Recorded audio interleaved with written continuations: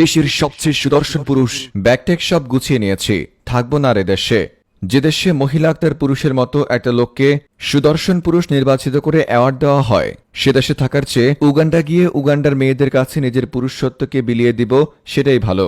এদিকে ধারণা করা যায় যারা এই মহিলা আক্তার পুরুষকে সুদর্শন পুরুষ হিসেবে নির্বাচিত করেছে তাদের চোখে হয়তো কুকুর কিংবা বিড়াল পি করে দিয়েছে।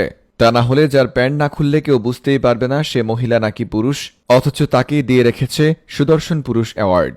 না মানে দেশে কি সুদর্শন পুরুষের এতই অভাব পড়েছে? যদি এতই অভাব পড়ে থাকে তাহলে আমাকে দেন। আল্লাহ কি দেখতে শুনতে খারাপ বানিয়েছে নাকি? দেখেন ভাই, আর যাই করেন এইসব মহিলা তার পুরুষকে আমাদের মতো পুরুষের খাতায় ফেলবেন না। তা না হলে বিশ্বাস করেন ব্যাগট্যাগ গুছিয়ে ফেলেছি, যদি একবার এদেশ থেকে চলে যাই আর কিন্তু জীবনেও আসব না। অ্যাওয়ার্ড পাওয়া এই মহিলা আক্তার পুরুষকে নিয়ে বিস্তারিত দেখুন রিপোর্টার বেডিউজ্জামান বেড়ার রিপোর্টে।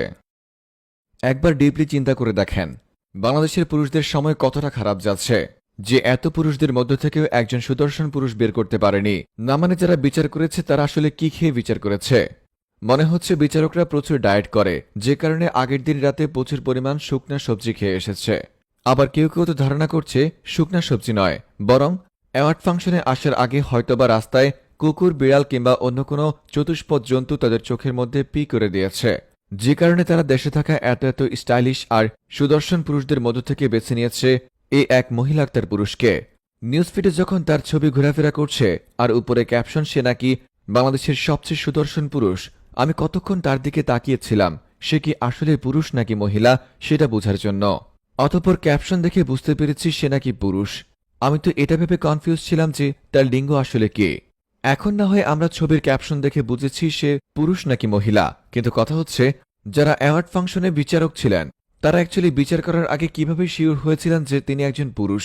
যার প্যান্ট খুলে চেক না করলে বুঝতে পারবেন না সে মহিলা নাকি পুরুষ, তাকে আবার দিয়ে রেখেছে সুদর্শন পুরুষ। ও ভাই, মারো মুঝে মারো, মারো মুঝে মারো। এ কোন দেশে বসবাস করি ভাই? গত কয়েকদিন আগে ইউনূস সরকার আন্তর্জাতিক নারী দিবসে পুরস্কার দিচ্ছেন প্যান্টের ভিতরে সান্ডা লুকিয়ে রাখা একজন চিবিওয়ালা আপুকে। তবে আপনারা খেয়াল করেছেন কিনা জানি না, আমি কিন্তু একটা জিনিস খেয়াল করেছি, পুরুষের জায়গায় এই মহিলা তার পুরুষকে অ্যাওয়ার্ড দেওয়া আর আন্তর্জাতিক নারী দিবসে সান্ডাওয়ালা এই আপুকে পুরস্কার দেওয়ার মাধ্যমে দেশে কি আনতে যাচ্ছে আর কি রিপ্রেজেন্ট করতে চাচ্ছে তা অলরেডি আমি বুঝে গেছি। আপনারা বুঝছেন কিনা একটু কমেন্টে জানান। তবে যত কিছুই করেন এইসব দমকামী কিংবা কমকামীদের এই দেশে জায়গা হবে না। এদেরকে বরং সুন্দরবনের কোন একটা দ্বীপের মধ্যে রেখে আসা হোক, ওরা সেখানে বংশবিস্তার করতে না পেরে একসময় ওখানেই বিলুপ্ত হয়ে যাবে। রিপোর্টার বেডিউজ্জামান বেড়া ফ্রম নিউজ ভাইয়া।